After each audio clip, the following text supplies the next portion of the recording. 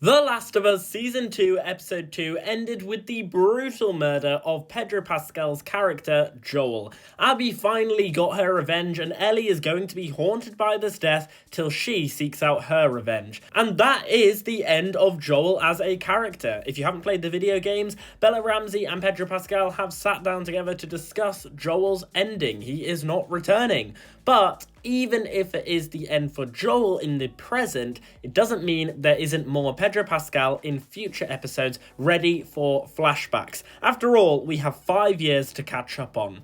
Flashbacks are an integral part of The Last of Us storytelling, and we've seen this done many times before, like how we kept on seeing Tess episodes later after she had died. So what are these flashbacks going to be about, and have we already seen them in the trailers? To start with, we have the journey Ellie and Joel take to return back to the colony after they have been with the Fireflies at the end of Season 1. This scene in the trailers looks the most like this.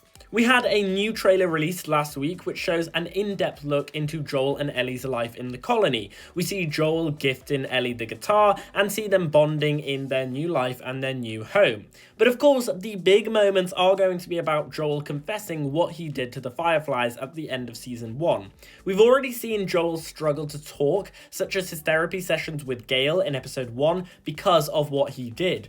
In the trailer, we see more therapy sessions, maybe the moment where Joel decided to go and get therapy in the first place. Speaking of which, we need to see Joel's execution of Gale's husband Eugene, which if you want to find out what happened to Eugene, there will be a link to a video down below in the description, or you can go and click somewhere up there in the cards. In The Last of Us 2 video game, Joel confesses what he did to Ellie and the Fireflies to Tommy first rather than Ellie. So we'll likely see that part, and he then takes Ellie away on her birthday to a trip to the museum, which is likely where this part of the trailer comes from. Afterwards, that is when he tells Ellie what he did. However, this season has already changed a few things about Season 2, such as it was meant to be Tommy who was out with Joel when Abby attacks them, rather than there being a massive zombie attack for Tommy to be distracted with. So a lot could change. For example, this line in the trailer